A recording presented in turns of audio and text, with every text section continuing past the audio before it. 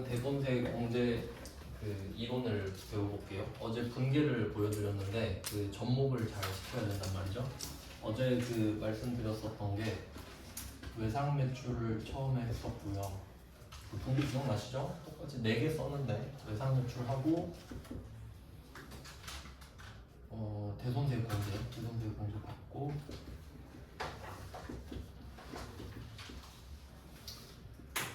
그 다음에 대손 처리하고 회수하고, 이게 풀 버전이었거든요. 어제 분계로 먼저 보여드렸고요. 근데 회계 1급 때 안 나왔던 게 요거잖아요. 대손세 공제. 맨날 분계할 때는 고려하지 마세요 이랬으니까 이제는 필요하다는 걸 아실 텐데, 이 대손세 공제를 받으려면 이제 어떤 게 갖춰져야 되는지 배울 겁니다.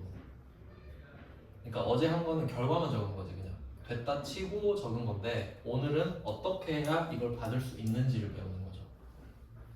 그래서 어제는 그 절차를 알려드렸고, 오늘은 이걸 어떻게 해야 되는가를 배우겠습니다.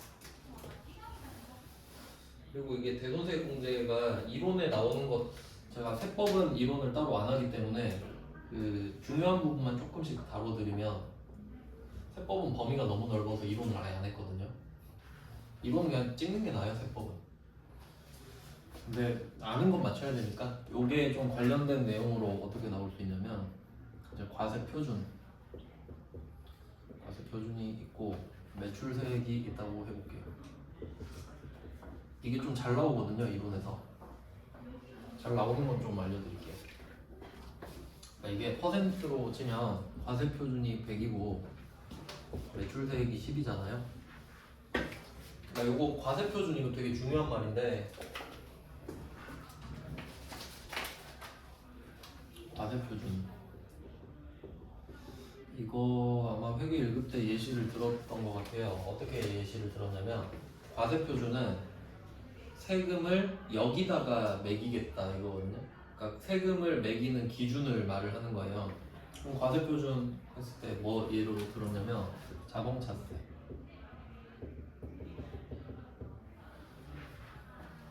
기억나나요?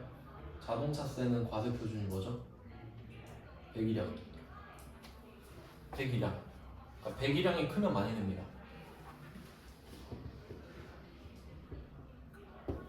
그래서 전기차 있잖아요. 전기차 자동차세 얼마인지 아세요? 무조건 10만 원.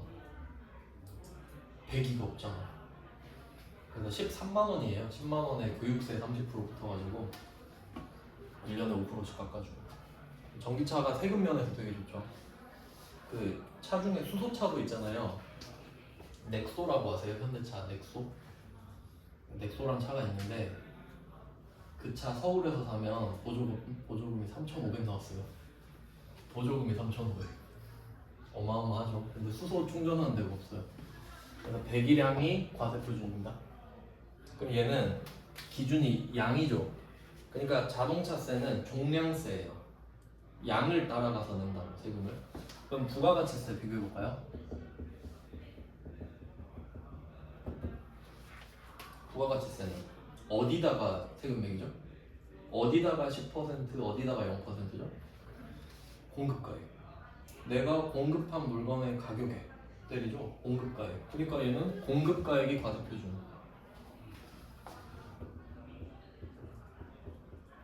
얘는 가격에 매기니까 종가세. 가격에 따라간다. 너가 1,000만 원이면 100만 원, 100만 원이면 10만 원. 가격 따라갈게. 이렇게 되는 거죠. 그러니까 자동차세는 종가세가 아니죠. 자동차세가 종가세면은 샀던 가격을 물어볼 겁니다. 맞죠? 근데 그딴 거 필요 없고 배기량이나 말하세요 이거잖아. 아시겠죠, 개념? 그러니까 부가가치세 신고서에서 과세 표준을 말하는 건 뭐겠어요? 공급가액을 말하는 거지. 이해되셨죠? 그러니까 과세 표준은 나라마다 다른 거예요. 근데 부가가치세라는 나라에서는 과세 표준이 공급가액이에요. 알겠죠? 그러니까 세법마다 다 있겠지, 과세 표준이. 그러니까 지금은 얘가 공급가액이구나 라고 생각을 해야죠. 그러니까 오해하시면 안 되는 게, 공급가액이랑 과세 표준이랑 같은 뜻이 아니에요. 맞죠? 가끔씩 똑같다고 생각하는 분 계셔서 그러면 안 돼요. 과세 표준이 더 상위 개념이죠. 네, 이렇게 정리했습니다. 그러면 내가 이 공급가액이 금액은 작게 할게요. 1,000원이라고 해볼게요. 1,000원. 1,000원. 금액 되게 작고 작은 금액으로 1,000원. 그럼 만약에 100원짜리 10개를 판 거예요. 100원짜리 10개. 그러면 매출 계획이 100원이죠. 간단하죠? 자, 요거를 냈어요. 그러니까 이게 6개월마다 이걸 계속 할 거 아니에요. 그러니까 그 부가가치세에서 과세표준이란 말 나오잖아요. 그럼 부가가치세가 1기, 2기 두 개 있죠. 그러면 무조건 한 기수 단위로 말을 하는 거예요. 과세표준이. 그러니까 과세표준이라는 말을 쓰는 것 자체가 6개월이에요. 알겠죠? 1기, 2기 이렇게 가는 거니까. 그러면 일단 1기에 이렇게 냈다고 합시다. 1기에 그럼 100원 냈겠죠. 1,000원은 내가 판 가격이고 내는 건 100원이죠. 그러니까 100원을 도출하려고 1,000원을 신고하는 거죠. 이렇게 1기 때 100원을 냈어요. 근데 2기 때, 그러니까 이 중에 이 100원이 있는데 이 1,000원 중에 100원이 있는 거예요. 100원. 얘는 10원이 있고, 근데 요거를 외상 준 거예요. 외상. 110원은 외상을 주고 돈을 아직 못 받았어요. 근데 어제 말씀드렸죠? 일단 낸다고.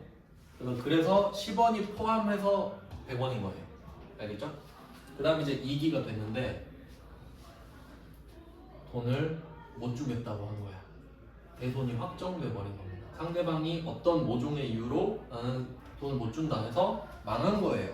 자, 그럼 2기 때 다시 과세표준을 쌓겠죠. 그러면 1기는 1,000원, 100원으로 신고를 해버렸잖아요. 그러면 굳이 1기 신고서 다시 찾아가지고 100원 빼고 10원 빼고 이러겠어요? 안 그러겠지. 그냥 냅둬요. 그냥 1,000원, 100원 신고한 그대로 냅둬요. 자, 1기 끝났어요. 1기 끝나고 1기는 이렇게 끝났어요. 100원 내고 그 다음 이제 2기가 온 거야. 2기는 또 별개죠. 자, 이번에 2기예요. 새로 쌓고 있는 거예요. 자, 이번에는 2,000원이에요. 더 많이 팔았어요. 2기 때는. 자, 200원이죠. 네, 이때 대손이 난 거예요. 아까 그 100원, 10원 있잖아요. 이 2기 신고를 해야 되는데 이때 한 거야. 걔가 10원을 못 준다는 사실을. 그러면 우리는 이제 어떻게 말해요?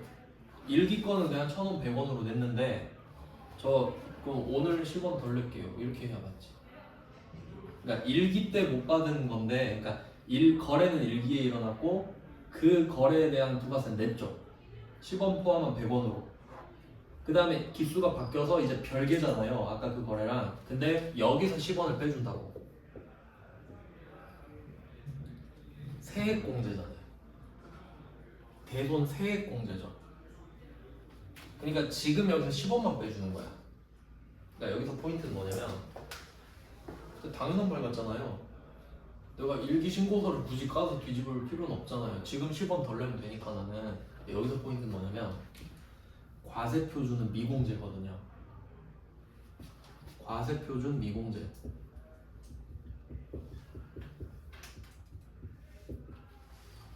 과세표준은 1,000원, 2,000원이었죠. 그러니까 1기 1,000원, 2기 2,000원. 근데 결과적으로 100원은 안 판 거잖아요. 안 팔은 거잖아요. 결과적으로. 근데 안 뺐잖아. 그러니까 우리는 2,900원 팔았어요. 지금 900원, 2,000원 판 거 아니야. 근데 그럴 줄 몰랐지. 돈을 못 받을 줄 몰랐죠. 그러니까 1,000원 신고한 거 아니에요. 근데 그 1,000원에서 100원을 안 뺐잖아. 그러니까 그냥 3,000원으로 신고를 하고 끝난다고요. 과세표준은. 그러니까 과세표준 미공제 이런 말이 나올 수 있어요. 그러면 우리는 2,900원을 팔았는데 3,000원을 판 걸로 신고가 된 거예요. 지금. 근데 난 2,900원 팔았는데? 그러면 3,000원이니까 얘도 300원이 되잖아요. 근데 이건 그렇다 쳐요. 왜냐면 이걸로 세금을 내는 건 아니니까. 근데 이건 억울하지. 이건 290원이어야 되죠. 근데 300원이 잡혀버렸잖아요. 그러니까 얘만 쏙 빼준다고 10원을. 그래서 그냥 이거 190 만들어주면 되잖아 하고 끝.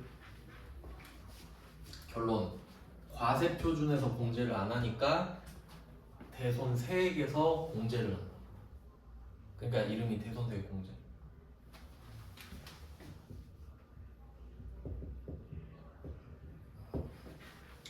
과세표준에서 빼버리면 세액은 저절로 같이 줄잖아요. 근데 얘는 냅둬라. 냅둬. 얘만 빼줄게. 상관없잖아 그러면. 네 하고 그냥 가는 거지. 그러니까 비대칭이 되죠. 3,000에 290이 돼버리지. 근데 상관없죠. 상관이 있어요? 어차피 290원 되면 되지. 그래서 요게 조금 많이 보였던 것 같아서 이 정도 알고 계시면 될 것 같습니다. 과세표준을 미공제했기 때문에 세액만 따로 공제한다. 왜냐면 과세표준을 공제해버렸으면 얘를 따로 공제할 이유가 없지. 같이 줄어드니까. 그러니까 과세표준 공제로 끝나거나 과세표준을 미공제했다면 세액을 공제해라. 이렇게 해결이 돼야 돼요. 그래요? 네, 이거 뭐 나오면 맞힐 수 있으면 맞히시고 이걸로 장난 많이 치거든요. 부가가치세로. 나온 김에 한 번 더 말씀드리면 요거는 대손에 관련된 거고 그 이런 거 많이 물어봐요. 과세표준 얼마냐 이런 거 물어보거든요. 과세표준 개념 잡는 건데 과세표준은 얼마인가요? 이런 거 물어봐요. 그래서 예시 이런 거예요. 1번 국내에 1,000만 원. 2번 해외에 수출이 1,000만 원. 이렇게 뭐 그리고 뭐 이런 것도 낼 수 있다. 3번은 1번 중에 매입세 불공제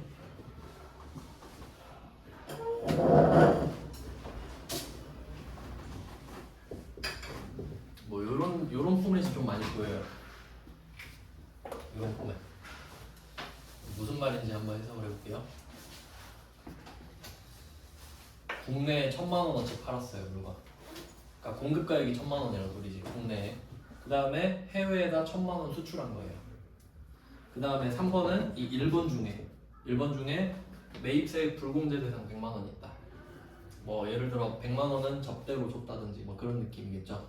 자 이렇게 해서 과세표준을 찾으세요. 이런 문제 맞힐 수 있어야 돼요. 답은 1,900만 원입니다. 1,900만 원. 자 그럼 옆에 보조로 써볼게요. 자 국내에 1,000만 원 팔면 매출세액은 100만 원이죠. 국내에 팔았으니까. 그 다음에 수출하면 매출세액 빵원이죠. 맞죠? 그럼 이렇게 됐다가 알고 보니까 매입세액 불공제 대상 100만 원 있네요. 그럼 여기서 100 빼고 10 빼고 이렇게 가야죠. 네, 뭐 이렇게 있다고 하면 이거 잘못했나? 이렇게 접대를 했다고 할게요. 접대. 네, 간주공급을 할게요. 죄송합니다. 매입이 아니잖아요. 이게 판 거잖아요. 간주공급으로 바꿀게요. 착각했어, 착각. 자, 그럼 이렇게 해서 간주공급 이거 3번을 넣지 말았어야 됐나? 간주공급이면 더하는 건데 죄송해요. 간주공급이면 더하는 거죠. 그러니까 국내에 1,000만 원어치 물건을 팔고 100만 원어치 간주공급을 한 거야. 그러면 100만 원을 더 판 게 되니까 죄송합니다. 아예 급하게 그냥 생각나는 대로 하느라 이렇게 되는 거 아니에요. 그러면 답은 2,100이 돼요. 요게 답이에요. 과세표준 물어봤잖아. 과세표준은 뭐라 그랬죠? 공급가액. 그러니까 이걸 왜 많이 틀리냐면, 그러니까 사실 요게 중요한 게 아니에요. 간주공급은 맞추셔야 되고, 지금 이게 중요한 거지 이게.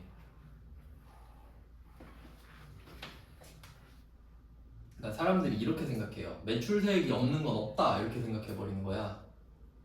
근데 과세표준이 공급가액이잖아요. 그러니까 세금을 안 내는 거지 해외에 판 건 판 게 아닌가요?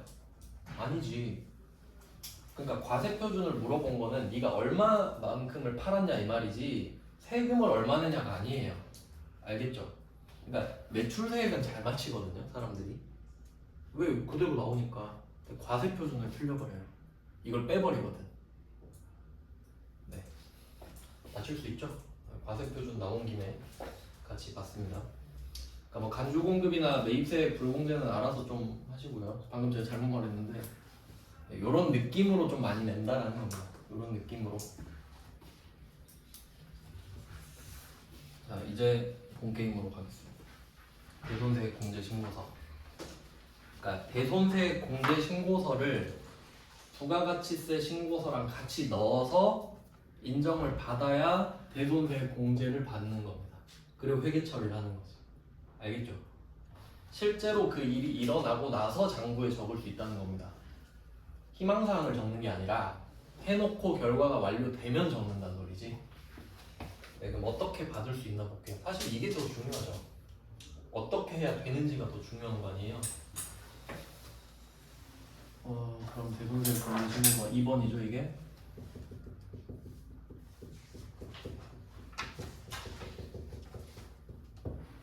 그리고 지금 부속명세서를 하고 있잖아요. 또 생각을 해보세요.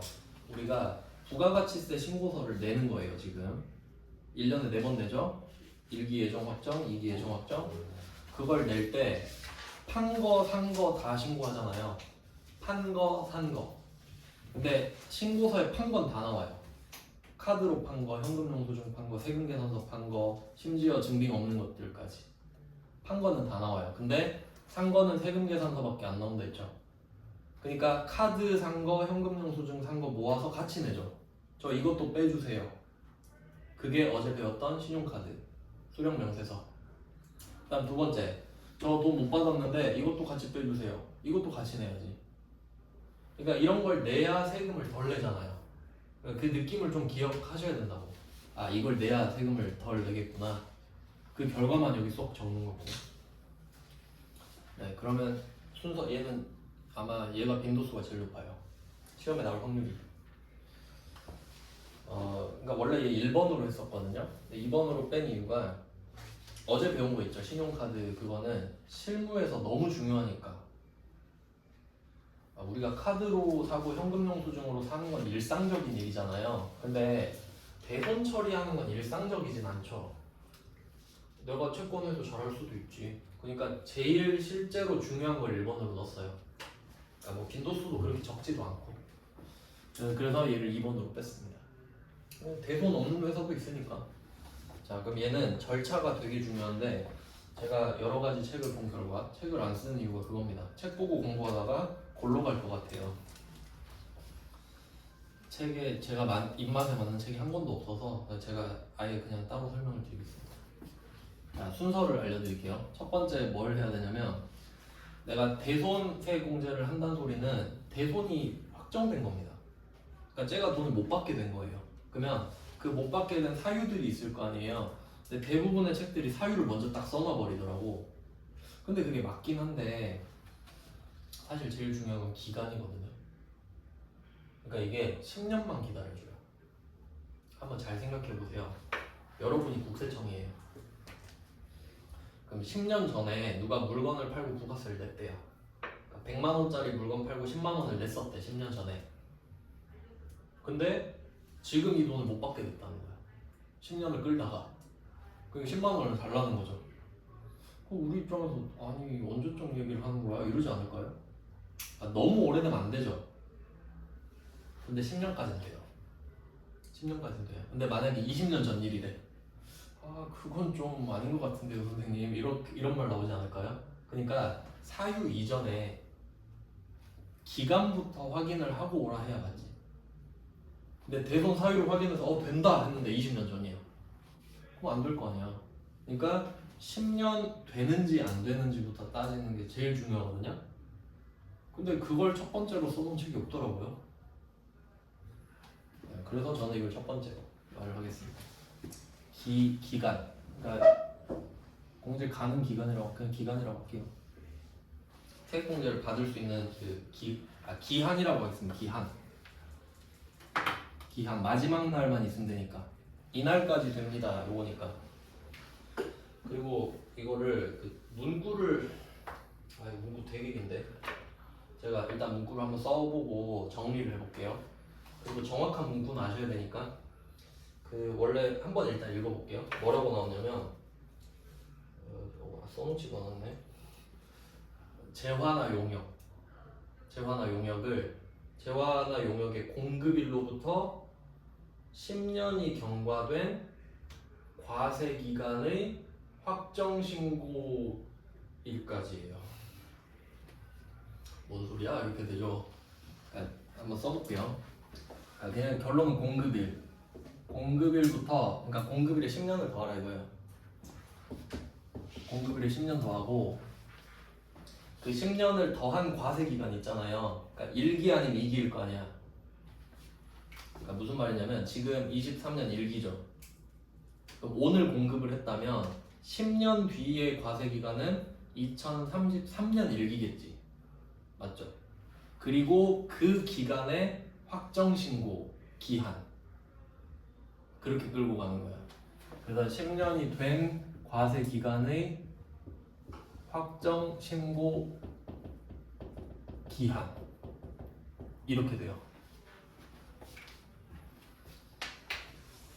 일단 이런데 그럼 근데 이거 이렇게 적는 거보다 예시 적는 게 훨씬 나아요. 그게 낫겠지 차라리. 예시를 적어드릴 건데 이론을 한 개 더 설명을 드리고 이게 비슷한 게 계속 같이 나와서 좀 좋거든요.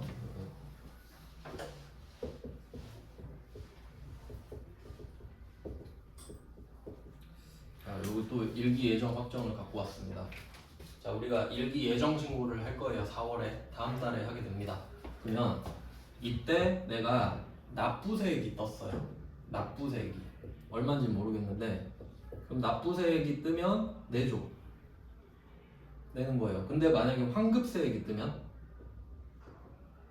준다 그랬나요? 안 준다 그랬죠. 확정 가서 이야기합시다 이런 데죠. 킵해놨다가 그러면 이 개념을 차용을 해서 예정 확정이 있죠. 그럼 이것도 한번 생각해 볼게요. 그럼 얘도 세금 돌려주는 거죠. 국세청 입장에서 세금을 돌려주는 거잖아요. 근데 얘가 갑자기 예정신고 때 이걸 훅 들이는 거야. 그러면 국세청은 예정된 마음의 준비가 안 돼 있죠. 그럼 이게 어떻게 될 것 같아요? 아, 확정 때 이야기합시다. 확정 때. 아, 우리 예정된 환급 안 해줘요. 이렇게 되겠지. 그러니까 얘도 이 환급이랑 비슷한 개념이 되니까 매입세 공제는 환급이랑 같은 개념이죠. 그러니까 확정 때 이야기하자고. 그러니까 확정이죠. 예정이 없잖아 지금. 잘 보세요. 10년이 지난 과세 기간의 신고 기한이 아니죠. 신고 기한이라고 하면 예정 신고, 확정 신고 다 되는 거예요. 맞죠? 근데 확정이라고 정확히 써 있잖아요. 그 이유를 여기 갖다 붙일 수 있어야 된다고. 아, 얘네들은 원래 예정 때 돌려주는 거 싫어하니까 그런가 보다 라고 묶으면 되지. 그럼 납득이 가죠. 얘네들은 아, 예정 때 원래 싫어하니까. 그러면 잘 생각해보면 우리가 그러면 확정은 어차피 6개월치를 하잖아요. 그럼 이때 자 1, 2, 3 때 내가 만약에 여기에 대손 사유가 있었던 거예요. 뭔지 모르지만 지금 안 배웠으니까 이때 발생을 했는데 이 예정 신고할 때는 안 냈죠. 말을 안 했지 아예. 그리고 확정 신고할 때 요걸 이제 꺼내는 거죠. 이해되셨나요? 제가 그림을 맨날 이렇게 그리는데 여러분이 프로그램상으로 부가가치세 신고서를 들어가면 일기 예정을 쓸 때 1월, 3월이라고 씁니다. 맞죠? 일기 확정이라고 되면 뭐라고 쓰는지 아시나요? 4, 6으로 씁니다.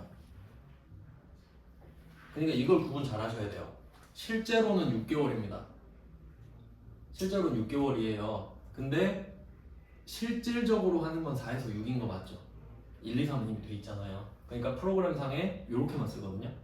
4, 6으로. 그러면 대손세 공제 신고서 문제 나오면 항상 4, 6 하고 10, 12밖에 안 나오겠죠. 확정 때만 하니까. 그러니까 이게 확정밖에 안 되는데 예정을 내진 않겠지. 안 되는 건데. 그러니까 이렇게 낼 건데 그러면 4월, 6월 이렇게 내는데 대손 사유가 1월에 발생한 거래. 1월에. 그럼 이거를 여기다가 적을 거냐 이 말이지. 잘 보세요. 1월, 3월에 발생한 사유는 이거 신고할 때 못 내줘. 그러면 4월, 6월 할 때 신고할 때 같이 내야 되는 거 아니에요?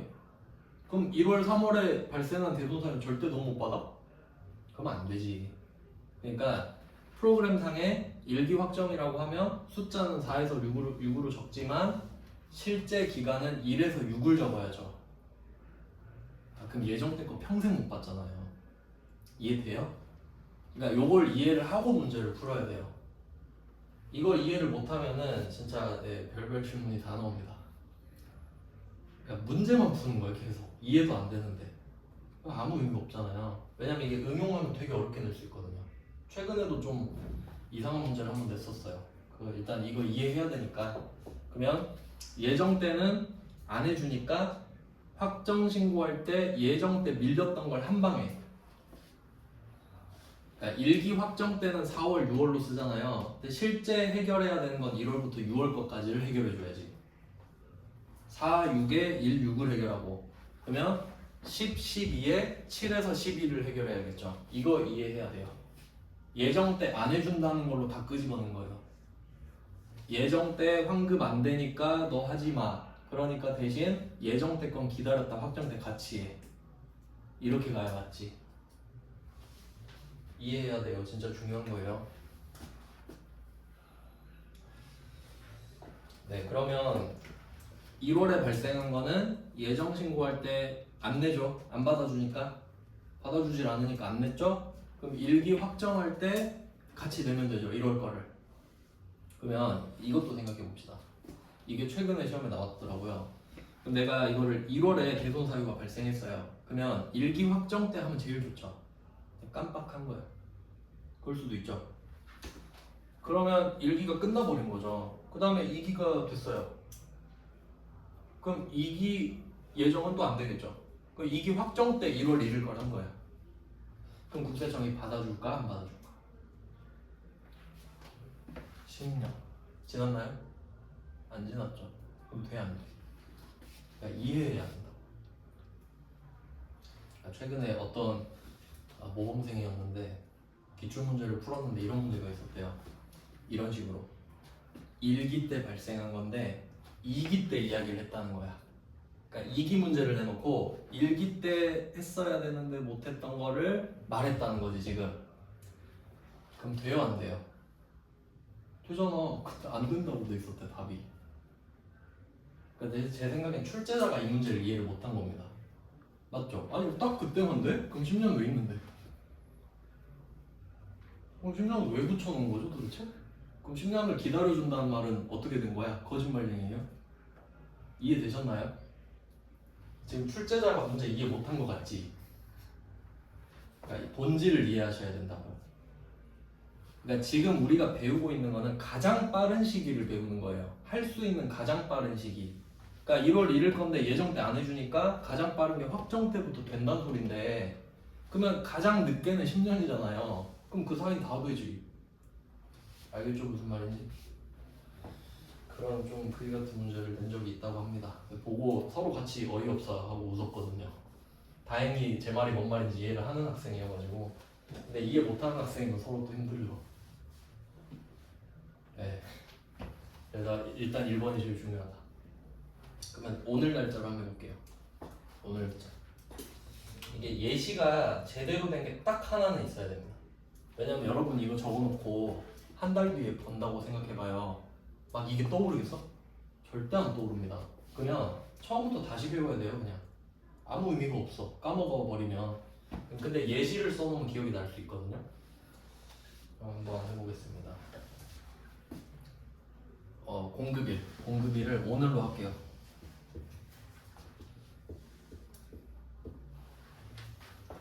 벌써 2달이 지나갔어요.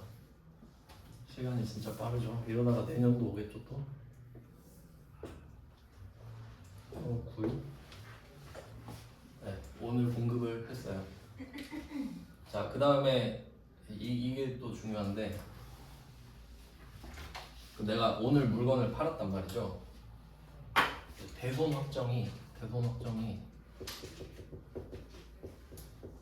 7월 1일에 됐다고 할게요.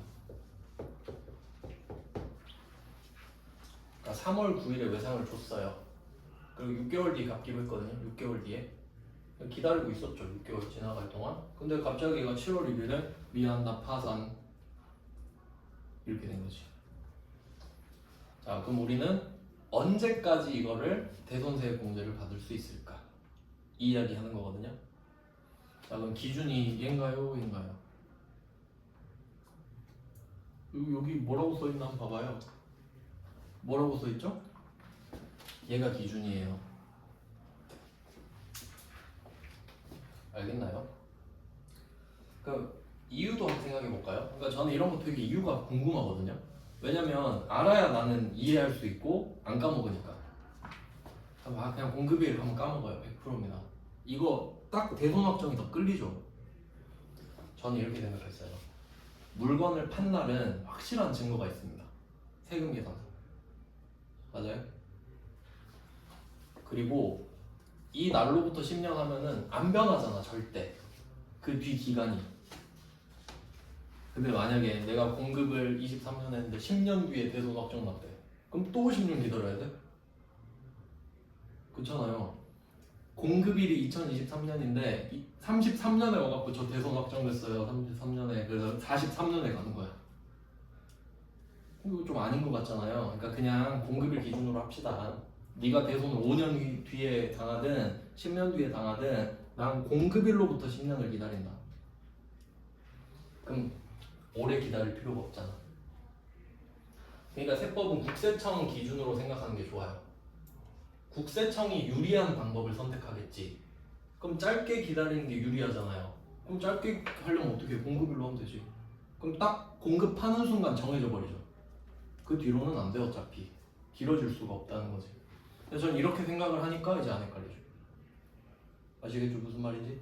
이거에 현혹되면 안 돼요. 그러니까 같이 내겠지. 그러니까 그래도 착한 사람은 이렇게 내죠. 2023년 3월 9일에 공급일, 4월 9일에 대손 확정. 그럼 상관없잖아. 같은 기간이니까.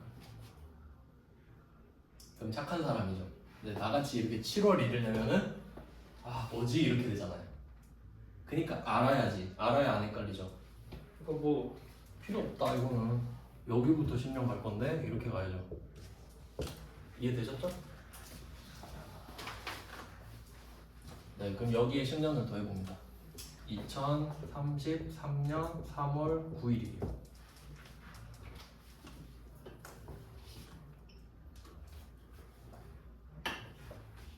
그럼 마지막 날짜는 얘잖아요. 2023년 3월 9일. 근데 3월 9일에 지금 신고할 수 있어요? 언제 받아줘? 안 받아주죠? 그럼 얘는 2033년 7월 1일부터 7월 25일까지 신고할 수 있죠. 얘가 1기잖아요 지금. 과세기간 1기. 1기 확정신고 기한으로 넘어가야 될 거 아니에요. 그게 최대 7월 25일이죠. 이렇게 되는 거라고요. 이렇게 결정이 되는 거라고.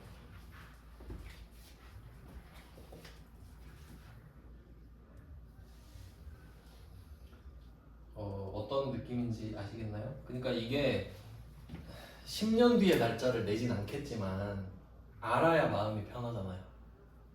그러면 이 마지막 날짜 있죠? 얘는 딱 두 개밖에 없어요. 7월 25일, 1월 25일밖에 없죠. 무조건 그걸로 맞춰지니까 그때 신고를 할 수 있으니까 그때까진 기다려준다 이거지. 그러니까 3월 9일이라고 해서 7월 25일 됐는데 10년 지났는데 이러진 않겠지. 예정 때 안 받아주는 걸 지들도 아는데 그렇게 억지는 안 부린다는 소리예요. 그러니까 말을 하다 보니 그렇게 된 거야. 그럼 이걸 말을 풀면 공급일로부터 10년이 지난 과세기간에 해당되는 확정신고 기한 이렇게 되는 거지. 말로 풀면. 근데 그걸 백날 외워봤자 아무 의미가 없죠. 그러니까 이렇게 쫙 풀어서 이해를 해야 아 그래서 그렇게 되는구나가 되는 거지. 그래서 제일 중요한 기한을 했습니다. 이때만 봐. 10년을 내진 않습니다. 절대. 그냥 그렇다고요. 마지막 날이 그렇다고. 7월 25일, 1월 25일이라고. 네, 이렇게 됐어요. 자, 기한 끝. 예정 때 안 받아준다는 걸 아시면 됩니다. 예정 신고 때는 안 되니까.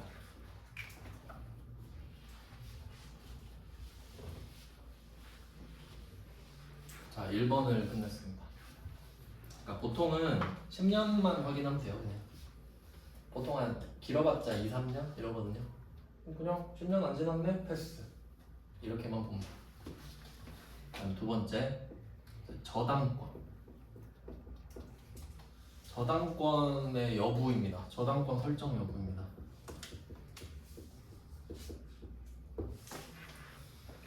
요거는 이제 들러리로 나옵니다. 들러리. 그 저당권은 범위가 민법이에요. 민법. 우린 세법하고 있죠. 근데 세법한다고 민법을 쌩깔 수는 없잖아요. 그래서 저당권이라는 말이 가끔 나와요. 그러니까 난이도를 좀 높이고 싶을 때. 근데 요거는 실제로도 여러분이 알고 계시면 좋기 때문에 좀 설명을 해드릴게요. 저당권 뭐라 이거 물권 그 담보입니다. 담보라는 말은 아시죠? 담보를 잡다. 그러면 담보가 두 개 있거든요. 물적 담보가 있고 인적 담보가 있어요. 그러니까 물적 담보가 저당권이고요. 인적 담보는 진짜 무서운 건데 보증이라고 들어보셨나요? 내가 담보가 되는 거야. 그러니까 내가 A라는 사람의 담보가 된 거예요. 인적 담보. 은행 가서 내가 서명해 준 거야. 보증을 서겠습니다. 근데 얘 망한 거예요. 그럼 내가 평생 갚아야 되지 그 돈을. 그게 인적 담보지. 하면 안 돼요, 진짜. 네, 알아서 안 하시겠지만. 근데 이거는 물적 담보다 이 말이지. 그냥 기본적으로 돈을 빌립니다, 보통. 그러니까 한번 예를 들어볼게요. 자, A라는 사람이 있고 자, B라는 은행이 있다고 할게요. 자, A가 은행에 돈 빌리러 옵니다. 그러니까 은행에서 돈 주세요 이런 거예요. 돈 빌려주세요 하면 은행이 일단 제일 먼저 물어보는 거는 재무상태표를 물어봐요.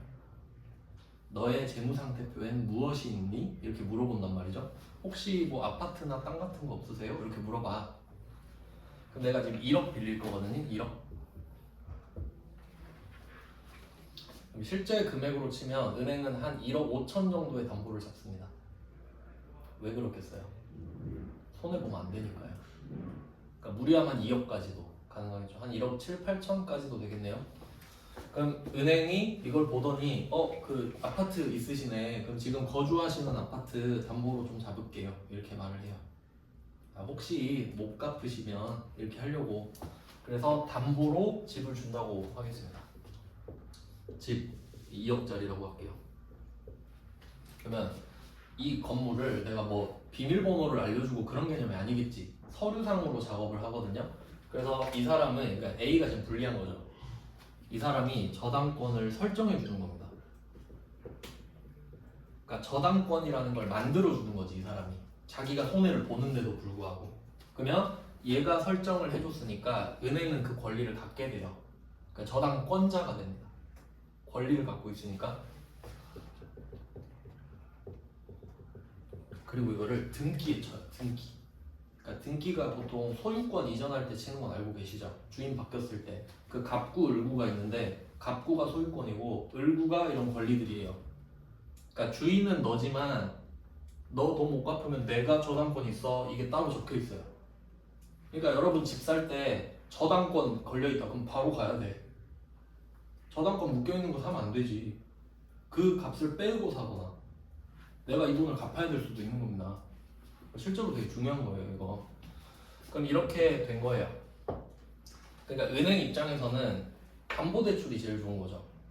그러니까 만약에 이 사람이 담보가 없다면 신용대출로 가는 거야. 네 연봉 얼마냐고. 근데 지금은 다행히 담보가 있으니까 이걸 좀 잡자. 자, 이렇게 됐죠? 그럼 이 저당권자가 됐죠, 이 사람은. 그럼 이게 어떤 권리냐면 만약에 기한까지 이 사람이 1억을 못 갚잖아요. 그 원래 그 경매로 넘긴다 이 말 들어보셨죠?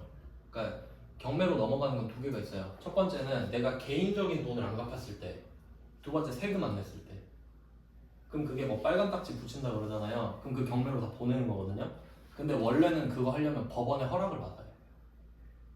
법원한테 가가지고 제가 돈을 안 갚았어요. 이거 보세요. 증거 내밀고 그래 해. 이러면 경매할 수 있거든요. 근데 그게 막 6개월 걸리고 그래. 근데 저당권자잖아요. 바로 갑니다. 법원 허락 필요 없어. 그러니까 법원이 허락을 해주는 권리인 거지 그냥. 저당권 했으면 돈 안 갚았네. 경매 넘길게요. 그럼 바로 넘어가요. 바로 팔아버려. 그리고 경매로 하면 좀 싸게 나가잖아요. 또 유찰되면 또 계속 떨어지거든. 가격이 10% 20%막 떨어져요. 그래서 이거를 은행은 이걸 1억 5천에 팔아도 되지. 상관없지. 어차피 1억 받을 수 있으니까. 그런 권리예요. 이해됐죠? 그러니까 엄청 은행한테는 좋은 거지. 그러니까 은행이 돈을 계속 버는 겁니다. 절대 손해를 보지 않죠. 다 갖다 팔면 되니까. 그 소액 같은 경우도 신고하면 다 갖다 팔아버립니다.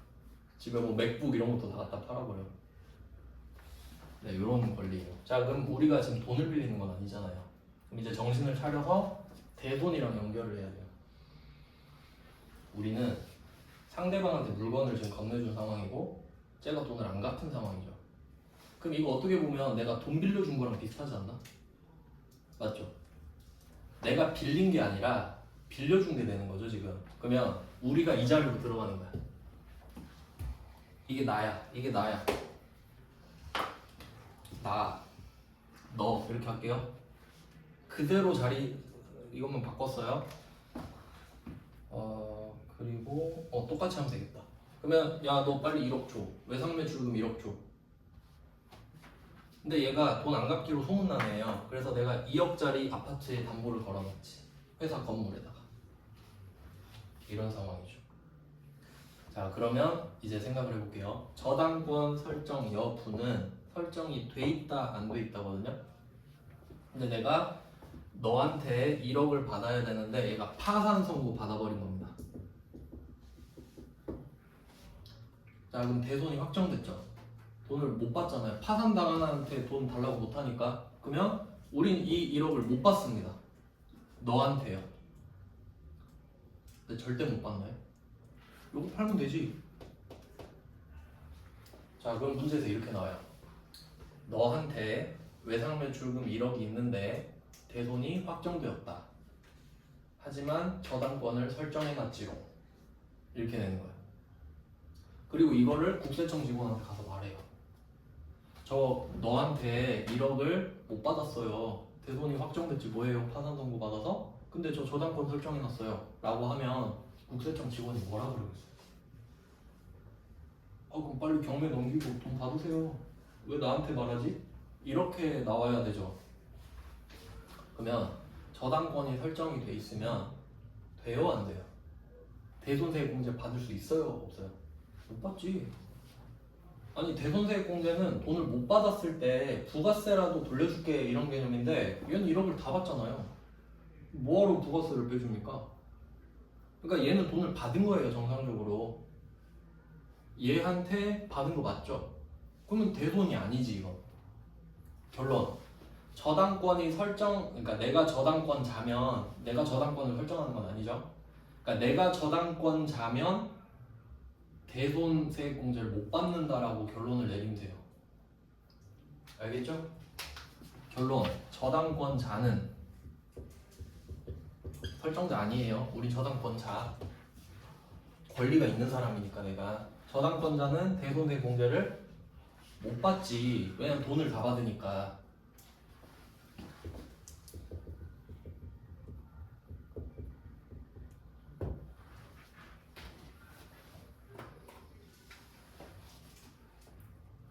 이해되시죠? 그러니까 요 정도는 상식으로 알고 계셔야 됩니다. 저당권이 뭔지 정도는 알아야지. 여러분도 뭐 부동산 매매를 하실 텐데 나중에. 그래서 뭐 집 같은 거 볼 때 등기부등본 떼보라 그러잖아요. 그런 사람도 있었던 것 같은데 막 연예 유튜버가 남자 만나면은 그 사람 이름으로 된 등기부등본을 떼봐라. 집 얼마짜리인지 뭐라고. 그런 충격적인 것도 들은 적이 있는 것 같아요. 떼볼 수 있긴 있거든요. 근데 좀 약간 도덕적인 문제가 있죠. 그래서 저당권은 이런 개념이고 그 이론 문제에서 그 말도 나온 적이 있는데 요건 좀 오바긴 한데 질권이라는 것도 있거든요. 이게 그 이론에 나온 적이 있어서 그냥 한번 말씀을 드리는데 저당권이랑 질권이랑 같은 개념인데 저당권은 부동산, 질권은 동산이에요. 그러니까 이 질권은 그 똑같은데 이거 전당포 생각하면 되거든요. 전당포. 그 강원랜드 앞에 전당포 많이 있는데 거기 가가지고 롤렉스 시계 풀고 빨리 저 1,000만 원 빌려주세요. 이렇게 되지. 그럼 1,000만 원 가가지고 꼬라가지고 그럼 그 롤렉스를 못 찾죠. 그럼 그건 전당포 아저씨께 되는 거죠. 똑같죠? 그래서 뭐 이것도 나온 적은 있는데 그냥 참고하시면 될 것 같습니다. 그러니까 이 질권의 질이 인질이에요. 인질할 때 그냥 물질이지. 이제 대소원 사유를 보겠습니다. 세 번째죠.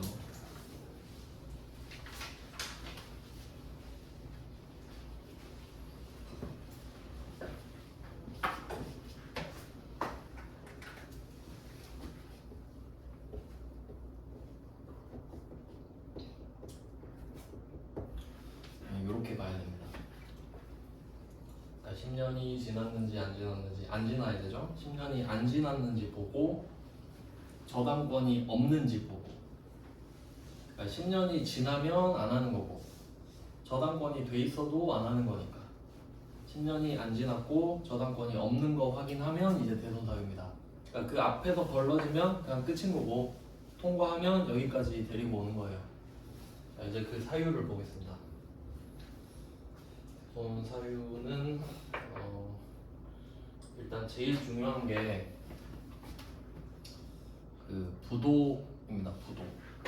여기서는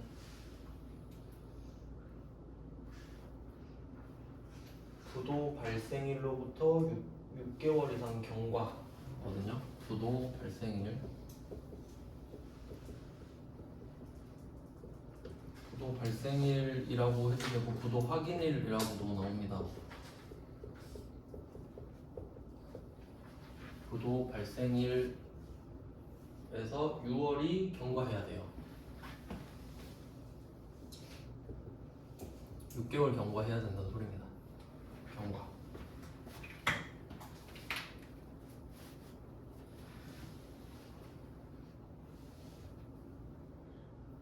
이게 제일 까다로워요. 이게 제일 까다롭고 시험에 잘 나오거든요. 왜냐면 6개월을 경과해야 돼서 그래요.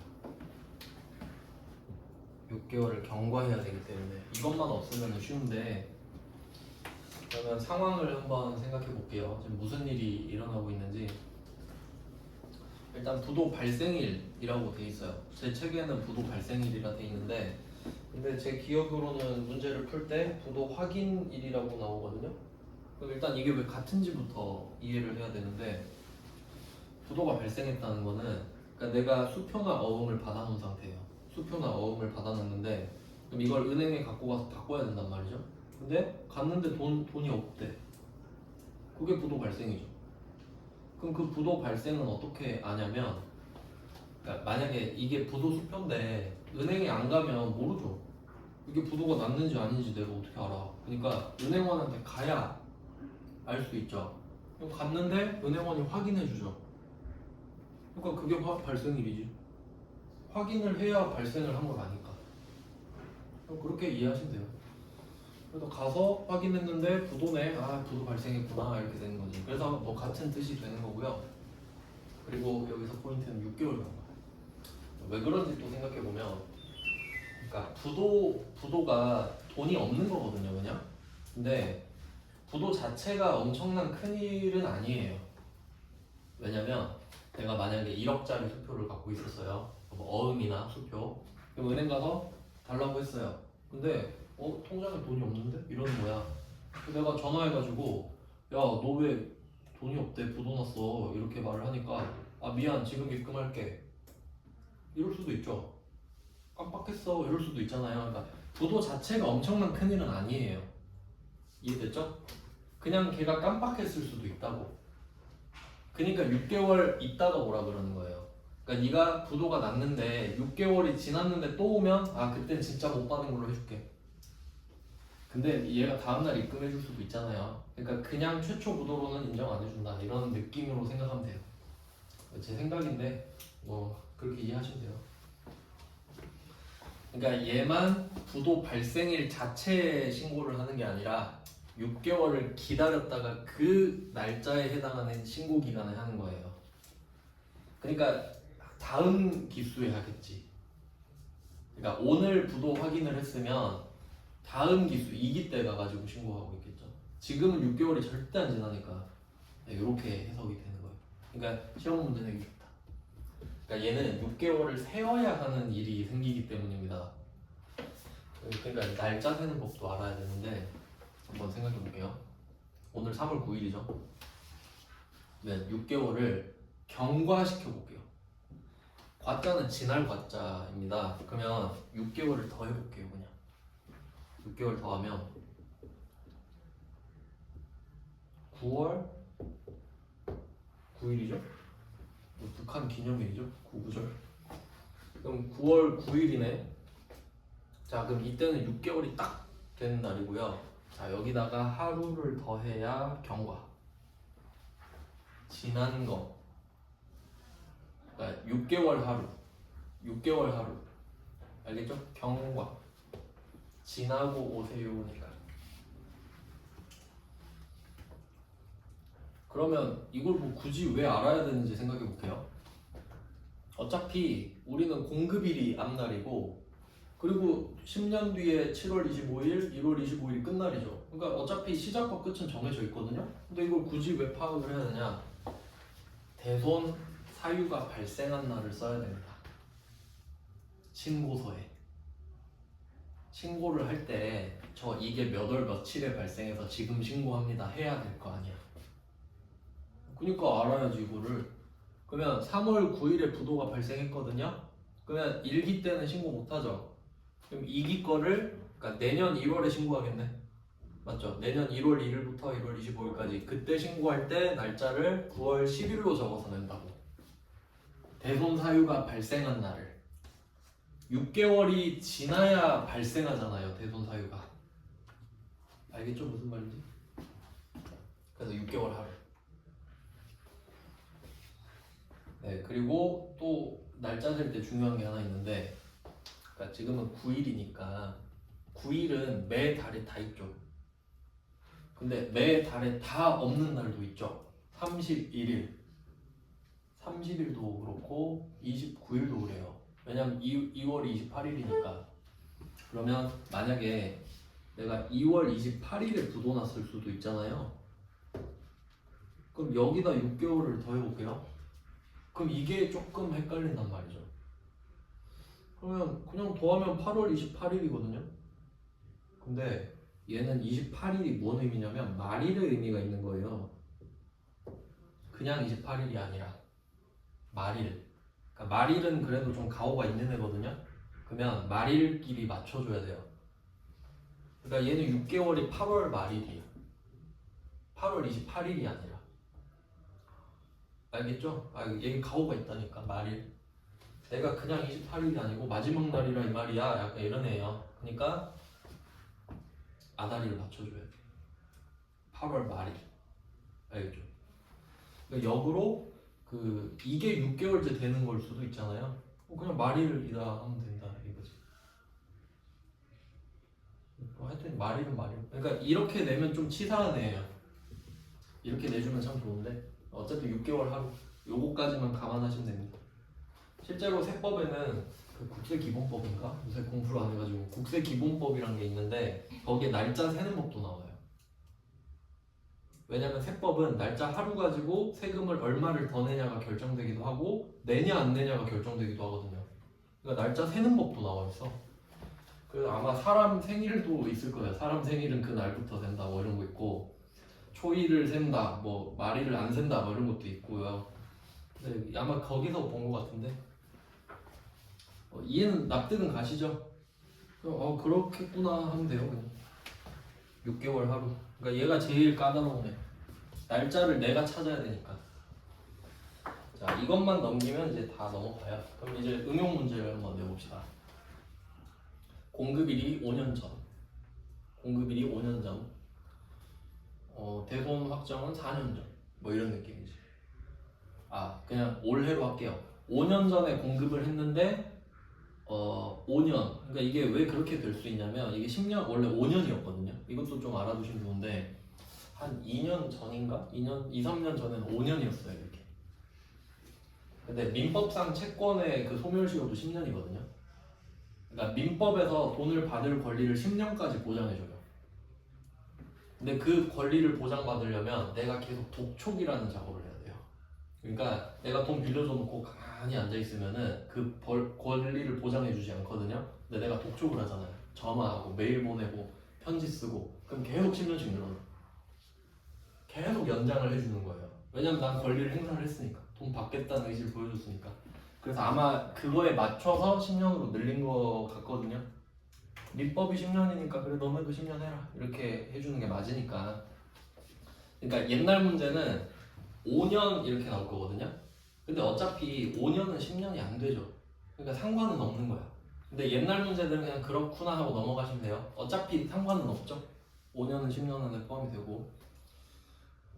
네, 뭐 뭔 얘기를 했죠? 그 다음 주제는 이제 또 잘 나오는 게 소멸시효 완성입니다. 소멸시효 완성.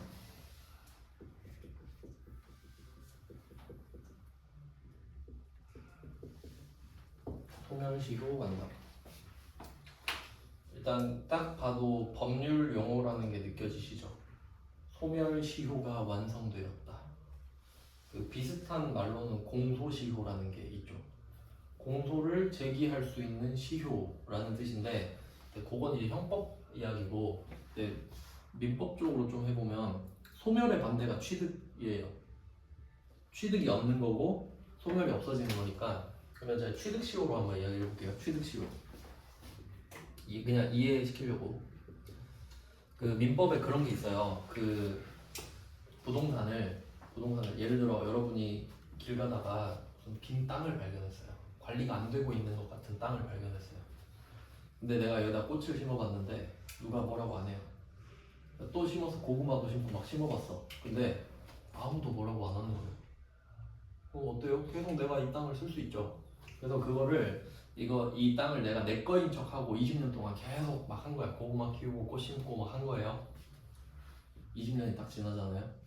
취득시효가 완성돼요. 그럼 이 땅은 내게 됩니다. 가서 등기 치면 돼요. 저 이 땅 20년 동안 점유했거든요. 저 이제 등기 칠 수 있어요. 등기 치는 순간 이제 진짜 내 거예요.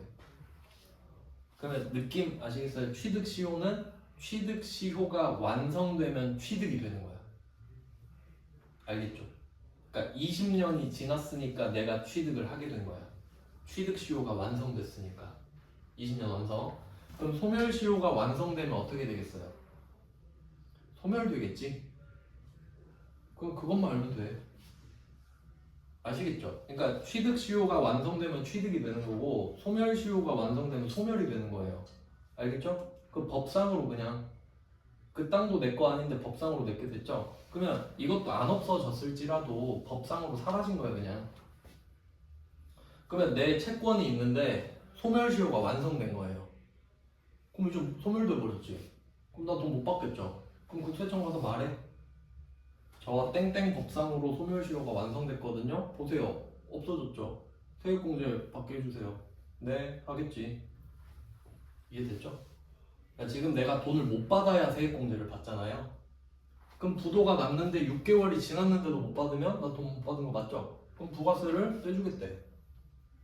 그 다음에 소멸시효가 완성됐대요. 그러면 소멸시효 완성의 결과는 소멸이니까 아 그래 못 받겠네? 그럼 떼줄게. 이렇게 간다 이거지. 그 문제를 대답 말았구나. 그럼 여기서 하고 싶은 말은 여기에도 저당권이 걸려 있을 수 있죠. 저당권 걸려 있을 수 있잖아요. 그러니까 문제 이렇게 낼 수 있거든요. 지금 부도 발생일이 재작년이다. 그럼 6개월 지났죠 이미. 근데 저당권 설정돼 있다. 그러니까 저당권자다 내가. 그럼 이거 안 좋겠죠. 돈 받으면 되니까. 그러니까 이런 식으로 풀어야 된다고. 그러니까 저당권에서 거르고 봐야지 일단. 그러니까 6개월이 지났나부터 보는 게 아니라 저당권 없나 저당권? 저당권 있네. 그럼 패스. 근데 저당권 이야기를 안 하거나 저당권이 없다고 하면 이제 6개월이 지났는지 봐야지. 그러니까 얘가 제일 복잡해요. 셋 다 봐야 되니까. 얘는 10년이 안 지났는지 보고 저당권이 없는지 보고 6개월이 지났는지도 봐야 돼요. 그러니까 이게 시험 문제 되기 제일 좋지. 6월 경각 때문에. 소멸시효 완성은 보너스 문제. 그러니까 만약에 3월 9일에 소멸시효가 완성됐다 이렇게 말을 하면 3월 9일이 대손사유 날이에요 그냥. 그 날짜를 그대로 받아쓰기 하면 끝나. 그러니까 얘가 왜 어려운지 아시겠죠? 6개월이 지난 날짜를 내가 써야 되잖아요. 찾을 줄 알아야 되잖아요. 근데 얘는 그냥 받아쓰기 하면 돼. 그 날짜를. 이제 뭐 나머지는 다 쉬운데, 소멸시효 완성은 앞에 무슨 말이 나와도 소멸시효 완성은 그냥 끝인 거예요. 앞에 내용은 상관이 없고요. 그 다음은 파산, 강제집행 뭐 이런 것도 나올 수 있고요. 파산, 강제집행. 요거는 뭐 용어를 외운다기보다는 느낌이 딱 어때요? 파산 났대. 그럼 못 받겠지 뭐. 그래서 제일 만만한 게 파산이에요. 맨날 파산 선고 이래요. 그럼 못 받는구나 이렇게 되고. 그러니까 우리가 국세청한테 가서 말을 할 때 뭔가 증거가 있어야 될 거 아니에요. 그 증거를 찾고 있는 중이야 지금. 이거 보여주려고 가서. 네, 그 다음에 사망, 실종, 행방불명. 이건 그냥 같은 라인으로. 아니다. 사망, 실종, 행방불명.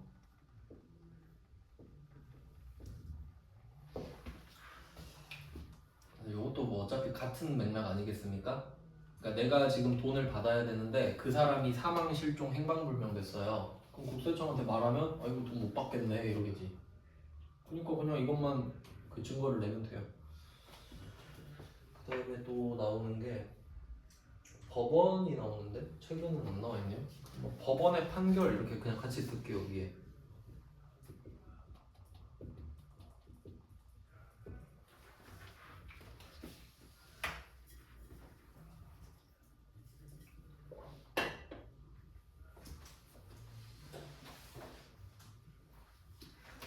자, 법원의 판결 이거. 근데 법원의 판결 그러니까 이게 법이 나오잖아요. 그러니까 여기 법에 관련된 게 소멸시효도 법이고 파산, 강제집행 이것도 법이죠.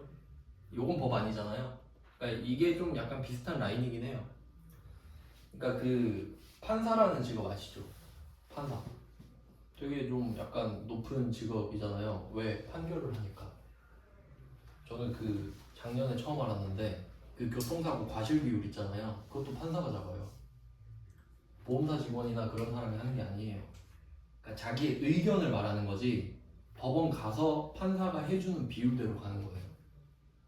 그러니까 그 보험사 직원이 말하는 건 자기 생각이에요. 그냥 경찰도 과실 못 잡습니다 이거. 그러니까 그 정도로 다 판결을 내는 거거든요. 그러니까 이 말이 다 맞아. 그러니까 끝. 법원 판결 나면 끝. 법원 나오면 끝났다 보시면 돼요. 법원 나왔는데 국세청 직원이 쌩까겠습니까? 따라야죠 사법부. 이런 식으로 이해하면 돼요. 이런 느낌으로 나옵니다.